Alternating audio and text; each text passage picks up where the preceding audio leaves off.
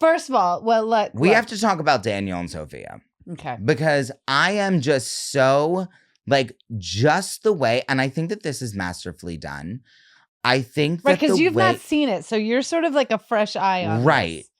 I think that the way that, like, Daniel kind of played Amanda in this way, to a different degree, Sophia is giving Daniel a taste of his own medicine. Now she takes it to the nth degree, but I'm just saying, I mean, what's good for the kind of, I mean, you know, but if you believe in karma, child.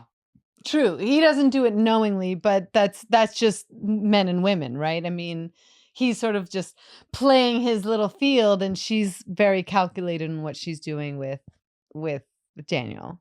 But I just don't think that, like, it needed to really, like, be like that. Well, I did say that I loved though watching this whole journey of the Daniel, and so like Daniel sort of really being into somebody and courting somebody, and like what that means for him actually having an investment in it, because he was so, just seeing him being so sincere, and him like with the parfait, and him doing all the things, and him really trying and going, like really making an effort, like reading her book and going through what was important to her. And she's like, fuck that, because she's got an ulterior motive. She's like, ah! He's like, but I cut the papayas in heart shapes. And she's like, I don't care. And she's like looking for a ring. Also, by the way, I'm like, fuck, like that is so me, boo. What do you mean? Cutting the papayas in heart shapes. It is you. But your love language is food. Yeah. It is. Daniel's love language is not food. I was very uncomfortable by this episode, if I'm going to be completely Tell me honest. Why? Because I just feel that, like, it feels a little bit too close to home of just trying to do a little bit too much.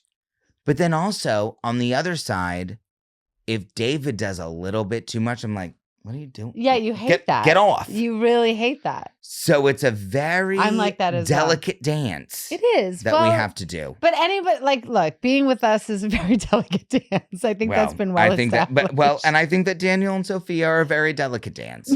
Well, but he's a clod. I mean, that's the thing about Daniel, is that he's like, I'm read the book. I'm doing the steps, step by step. And she's like, fuck the steps.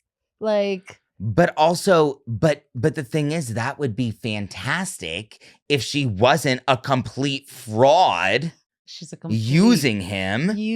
Like that would be fantastic if this was a situation where it was like, oh, a straight man takes accountability for himself. Fucking groundbreaking. Yeah.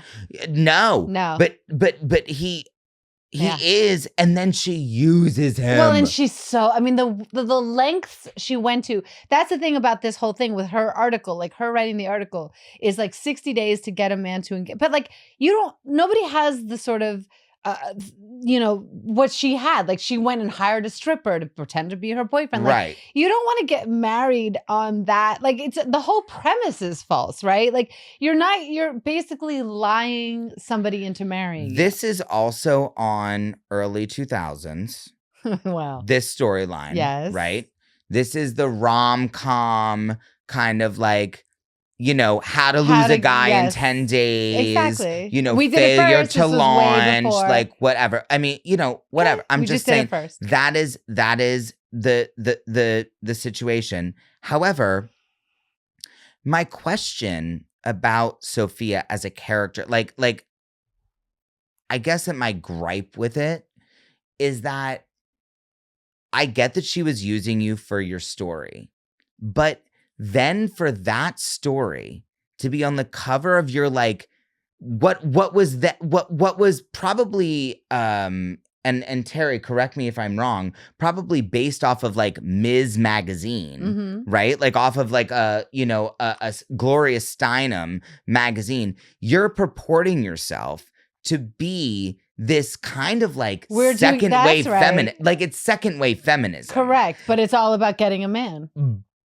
But I think that second wave feminism is actually the opposite. Exactly. And so I'm very curious as to why the idea of doing this and having that be the cover of how to get a man in 60 days on your second wave feminism type of magazine. Interesting. How does that make Interesting. any sense? Yeah, like, yeah. and that's kind of a leave it for me. Yeah. That's like a where leave I'm it. like, it's kind of like, no, I don't think, and it's not that like I don't need a man.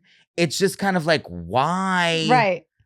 Your premiere issue is going to be, that's the and also cover story. Not only is it the cover story, but it's also like it's all about deception. The entire thing she did, which is completely antithetical to what it means to be a feminist. That's and right. I think that Sophia, which perhaps was the point, I suppose, to, you know, make her out to be this kind of femme fatale.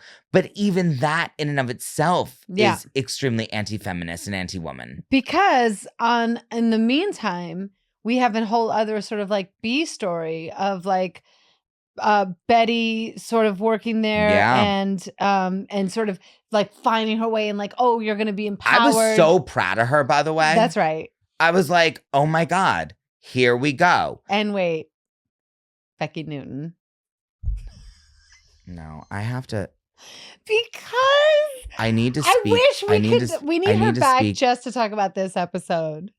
I need to speak directly to the audience right now. Becki Newton. Becki is a national treasure. National treasure. When she came through, I rewound it. Yeah, so did I. That's so funny. So did I. Dave was like, why are you rewind? I was like, shh, quiet. When I was astounded. Yeah.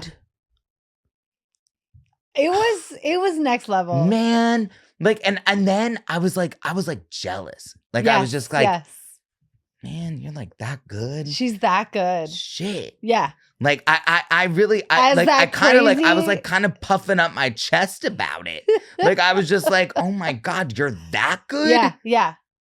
So like that's you're right. that girl. So we see Betty go to MYW. What is it? MYW. And she's, you know, and we meet this secretary who we do not know her name. Who's played by Becki Newton, who cares what her name is? We can't. Becki Newton. They never said her name. So she comes. It's Fat Amanda.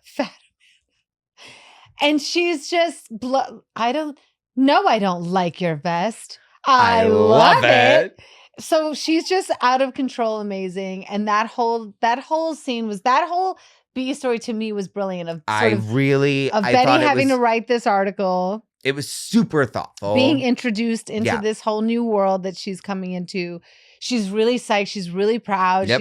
She's, you know, like this is going to be her next step, you know, and she's surrounded by women of all different shapes, sizes, and handicaps. Handy-capable.